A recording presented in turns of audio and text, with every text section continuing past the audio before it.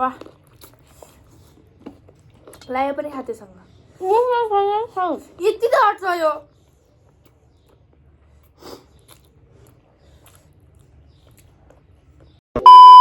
साथीहरु नमस्ते welcome to my channel आज चाहिँ म एल्सासँग छु हामीहरु म एल्साको रुममा आएको खाना लाग्छौं हामीहरु यो करेन्ट यो माछा यो गाजर हलुवा गाजर काँक्रा यसमा चाहिँ दही छ यो ससेजको हो अनि यहाँ चाहिँ ससेज छ तर त्यहाँको अंकलले ससेज कस्तो मिठो बनाउँछ के त्यहाँको अंकलले ससेज मिठो बनाउँछ रे अब यिनीहरुले चाहिँ सही राख्छौं हामीहरुको यहाँ मेन चाहिँ यो हो करेन्ट हामीले यहाँ एक टमाटर खान्यो देखि साइड कत्रो कस्तो हो के म सानो बन्छ नि त यस्तो गर्नु न त्यो टेबल सानो थियो नि तले के गरेको यार के हेर्न के अब यसलाई यहाँ राखौँ एउटा एउटा मेरो बसाइ बहा चाहिँ यहाँ देखिएन खाम केही खाँदै गर्नु त म यहाँ करेन्ट हान्छु सुरुमा साथीहरु चपस्टिक समात्न अहिले हल्का प्र्याक्टिस गर्नुपर्छ कि सुरुमा सुरु गरे है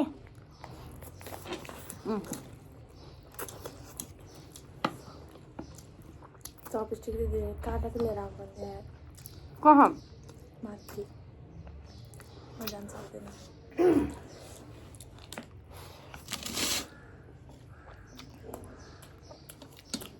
यो चाहिँ हामीहरूको मिक्स चाउचाउ हो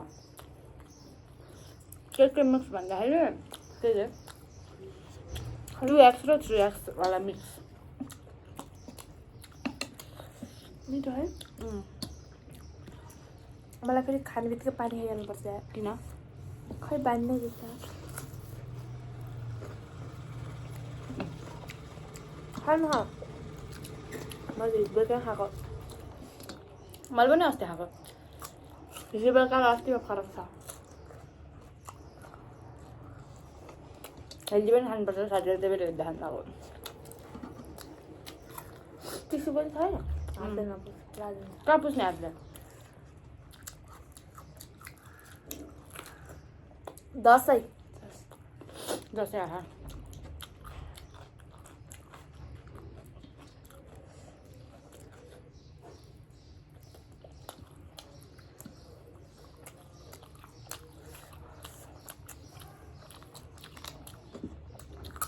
गाजर कुहिएको पर्छ हामीले त्यहाँबाट गाजर लिएको सस्तोमा उठाउँदा सस्तोमा उठाउँदा घाटा लाग्यो त्यो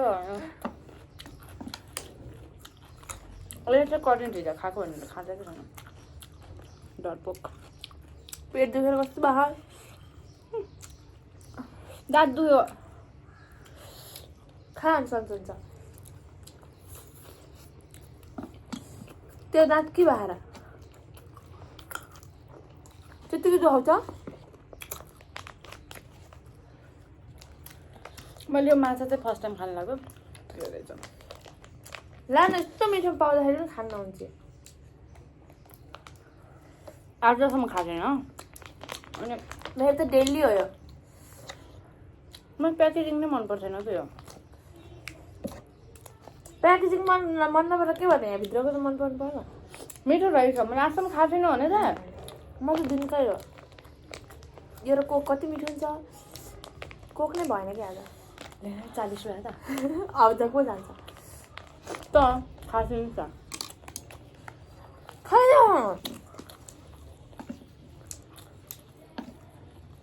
बिन्दु सामना भएपछि खाना बच्ला भनेर आश नमाने नै हुन्छ मतलब डर नमाने नै हुन्छ सक्दिन्छु सबै हालिन्न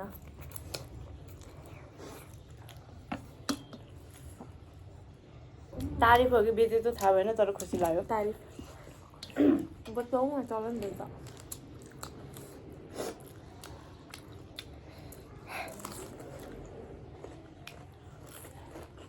चम्चा छैन यस्तो चम्चा क्या ए खाएन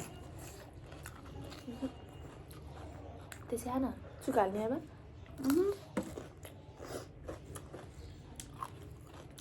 बट त्यहाँबाट कागज ल्याए हुन्थ्यो एउटा दाना याद भएन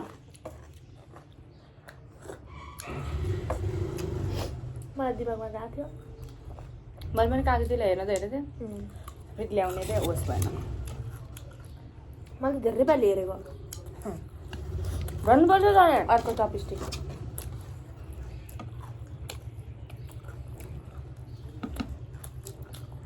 मलाई पुग्दै चाहिँ आउँदैछ मेरो साथीभाइ चाहिँ यस्तो हुन्छ नि जुगाडु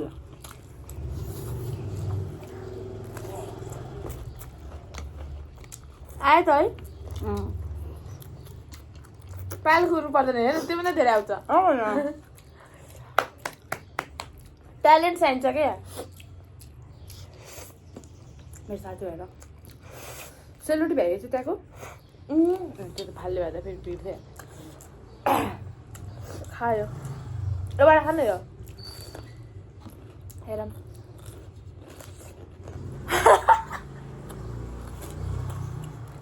तिमका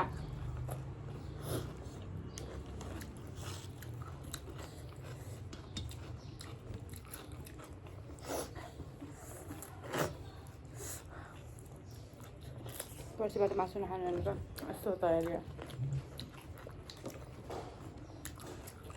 निकै खाँदैन निन्द्रा लाग्यो सुत्या म सुतेकोलाई भेटौँला भनेर होला जाने चाहिँ खाए जस्तो सबै एल्सा मोटो छ कि म एल्सा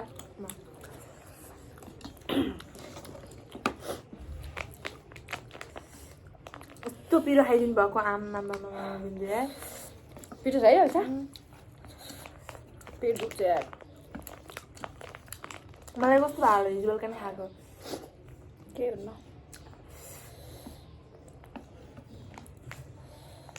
लगाएर कतिसम्म खा रोक्न वाह लाग्यो पनि खा त्योसँग यति त हट्छ यो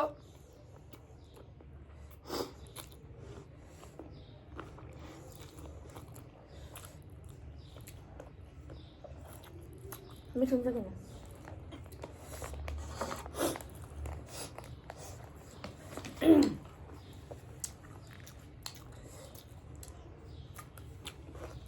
मेरो इक्जाम पछि चाहिँ म युट्युबमा रेगुलर भिडियो हाल्छु क्या अहिले पनि कति नै पढेँ जस्तो अहिले पढ्छु के छ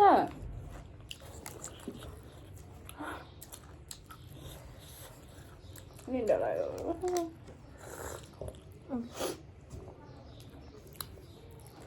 धेरै भयो छ दहीमा कस्तो ऊ नि घिउ बसाएको याद छ कि नै मतलब याद भन्दा नि के बास्ना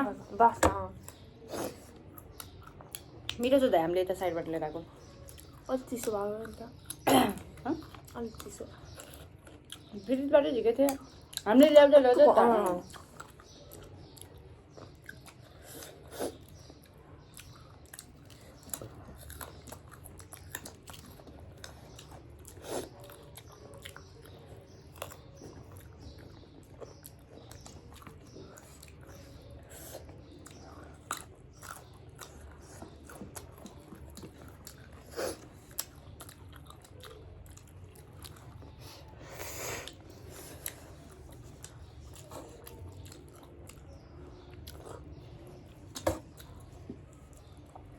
एकजनासम्म किन हाल्दैन भनेको भन्दाखेरि कतै जाने ठाउँ पनि त हुनु पऱ्यो कि त्यसै होस्टेलमा गरेर हालिराख्ने मैले त्यही भनेको फेरि साथीहरू पढ्न त पढ्छु कि यसले भने जस्तो पनि छैन कि म आफू आफ्नो इक्जाम आएको बेलामा पढ्छु बिहान 6 बजीदेखि 10 बजीसम्म क्लास त्योभन्दा पछि पढ्दिनँ पढ्छु बारे हेर्ने पर खस्छु पढ्छु बारे पढ्छु गफिल लाउने कोही झुट बोलेर खुसी हुन्छन् भने पास हुनुपर्छ फेरि पढेको नपढेको साथीहरू भरेर थाहा हुन्न पास भएपछि मात्र थाहा हुन्छ हो त्यही पास भएन भने म युट्युबमा हाल्दैन भन्ने घर जान पाउँछस् किन मलाई नि घर नआइदियो भन्नु नआइज भन्थ्यो सिधै त्यही भएर त कता जाने गा जान आउने होइन जान आउने होइन त्यही त म कहाँ जाने भयो कहाँ जाने भने घर जानुको लागि पनि पढ्नु पर्यो त्यो अस्ति टाइम पनि मिलेन मैले पाउँ त क्लास गएको कति भयो? 1 महिना। म राम्रोसँग क्लास गएको भनेको 1 महिना होला। नत्र कागज कोठामै लाग्दै लाग्थेन अनि टाइम गइहाल्यो। 1.5 महिनाभित्र त इक्जाम भएको।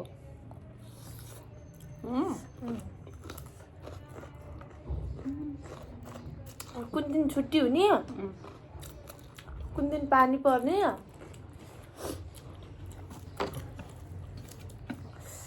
असारको महिना इक्जाम भएको थियो। असार साउन भदौको महिना त भदौको 21 गते इक्जाम भयो। ल भन्न कति टाइम मिल्यो होला। असारको कति गते इक्जाम भएको थियो हो कि न, याद छ कि न?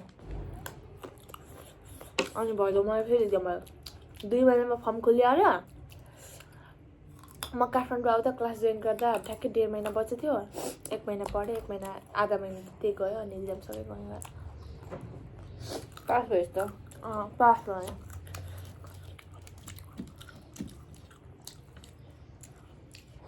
धेरै भयो।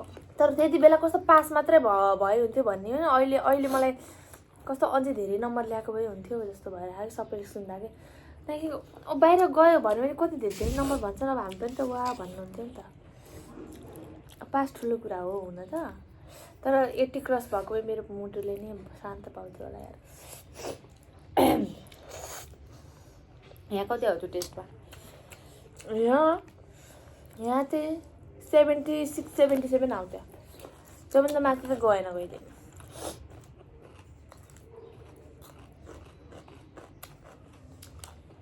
आफूले रुममा गऱ्यो भने चाहिँ मिल्दैन, त मिल्दैन। आफूले रुममा गऱ्यो भने मिल्थ्यो। हिजो के क्वेसन आएको थियो? प्रोमिथा अब भमिट भइरहेको होइन मान्छेले, प्रोमिथा चाहिँ अब कस्तो रूपमा दिन्छौ तिमीहरूले भनेर 4टा उस थियो option. Tablet, syrup, powder, suppository. के लेखिस्? सपोजिटरी के थियो अरे? पाउडर, सिरप, ट्याब्लेट, सपोजिटरी थियो। अनि सपोजिटरीमा टिक लगायो। अब एन्सर त्यसको लागि मात्र ठिक हो नि त, खास त आइबी दिने हो नि त होइन। अनि त्यही त म त आइबी थिएन भनेर के भन्छु, के लेखिदिनु? ए हुन्छ फेरि प्रोमिथा चाहिँ आइबीमा आउँछ? आउँछ आउनु किन नआउनु? आउँछ। अब आइबीमा दिन त हो त अरू नभएपछि। सबैमा सपोजिटरी कहाँ भन्नु? अब त्यहाँ यदि आइबी भएको भए हामीले आइबीमा टिक लगाउँछौँ। आइबीमा हुन्छ त, हुन्छ हुन्छ किन भन्नु?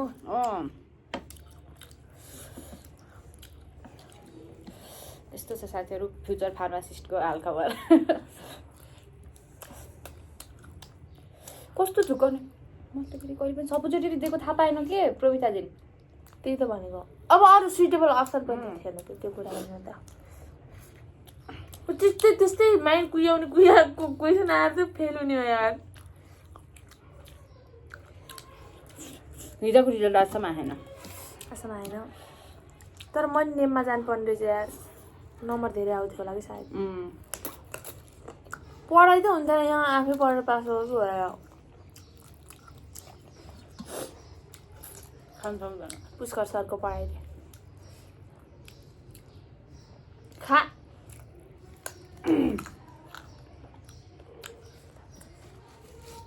यतिको राम्रो नै आयो नि हामी। तँभन्दा म गोरु आएको होइन, म लाइटमा पढ्नु। म पनि त लाइटमा छु। तँभन्दा गोरु छु म। कस्तो?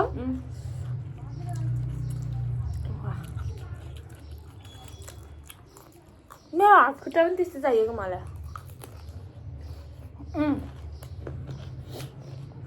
कसको गोरु? तेरो हाइट नपा मलाई। उस्ता उस्ता हो क्या? त गोरो छ होला हेर तेरो। साथीहरू भन्नु त कसको गोरु हो? पछाडिको भाग देखा न, अगाडिको नदेखा। ल त गोरो छ कि न? बराबर छ क्या? तेरो गोरो छ भन्नु है कमेन्टमा।